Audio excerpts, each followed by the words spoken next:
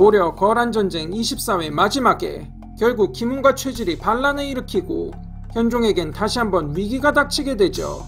2차 거란의 침공 때 나름대로 큰 활약을 했던 두 장수가 열정페이 때문에 쿠데타를, 그것도 한창 거란이 도발하던 그 시점에 저질렀다는 점에서 다소 씁쓸하기까지 한데요.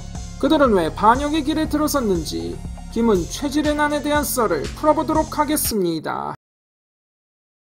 교과서나 드라마에 나온 것처럼 고려는 무신에 대한 차별적인 대우를 해 정삼품 상장군까지밖에 승진하지 못했고, 사령관들을 모두 강감찬 같은 문신에게 맡겨 무신들을 통솔하게 하는데 불만을 품고, 이로 인해 무신정변으로 이어진 걸로 알려져 있지만, 가장 근본적인 문제의 근원은 무신들이 고려왕조 관료체제에서 상당히 애매한 포지션이었다는 데 있습니다. 지금처럼 사관학교나 학군당 같은 양성과정도 없었고 조선처럼 무과도 없던 터라 무신들은 병사에서 특채되는 경우가 다반사거나 상장군 같은 고위장성의 아들들이 군직을 맡는 식으로 그때그때 충원되기 일쑤였죠.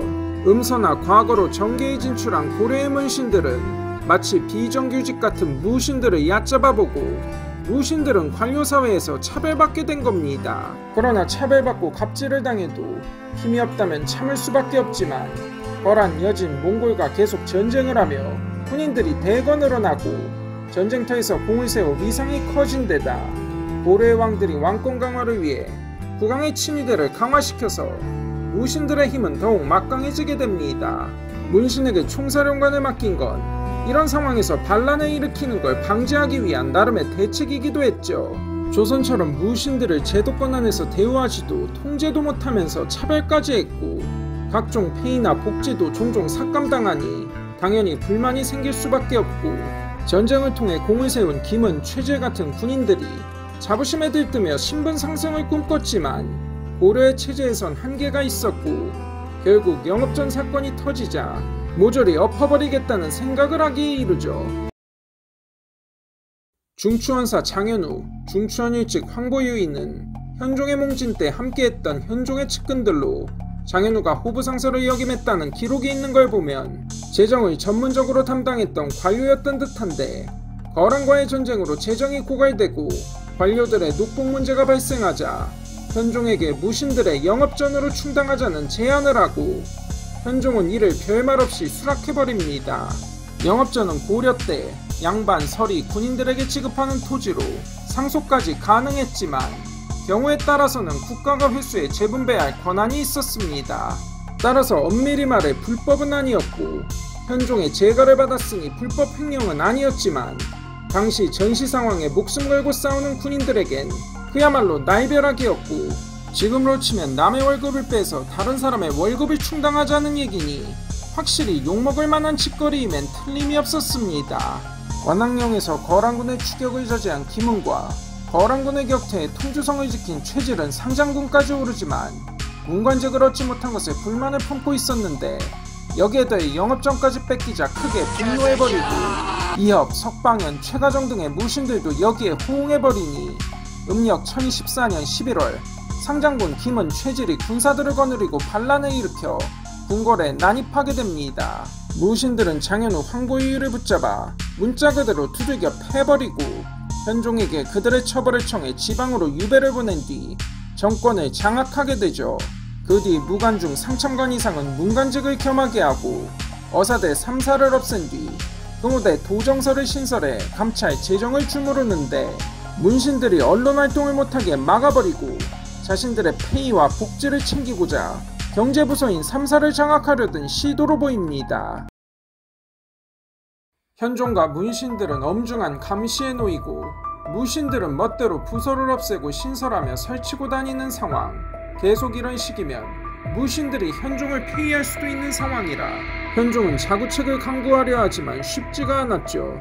이때 왕의 몇 안되는 측근인 일직 김맹이 한 인물을 만나는데 화주방어사를 지낸 이자림이었습니다. 이자림은 무신들이 정변을 일으키자 격분한 마음을 품고는 일찍 김맹에게 접근해 현종에게 한고조가 그랬듯 운몽의 연애를 열라고 조언합니다. 운몽의 연애는 무엇이었을까? 한고조 유방이 초왕 한신의 반란을 우려해 초나라 국경북은 운몽에서 연애를 빙자해 소환을 한 뒤 바로 그 자리에서 체포해서 구금한 사건인데 현종은 그 말을 듣고 거사를 진행시킵니다. 이자름을 권 서경유수 판관으로 보내 사전작업을 한 뒤 이듬해 음력 1015년 3월 14일에 현종은 서경으로 행차해 장락궁에서 잔치를 베풀다가 김은 등이 술에 취해 꽐라가 된 뒤 군사를 동원해 급습하였고 김은, 최질 등을 포함한 반란의 주역이 모두 현장에서 척살당해버립니다. 이렇게 최초의 무신정변은 4개월 만에 싱겁게 쫑나고 말죠. 관련자 19인을 처단하고 그 일가족에게 죄를 연자시키지 않은 뒤 고향으로 내쫓아버리는 선에서 최소화시키며 깔끔하게 사건을 마무리했지만 다수의 고위급 장성이 날아가버린 사건이라 여파가 아주 없진 않았고 군부에도 큰 공백이 생기게 됩니다.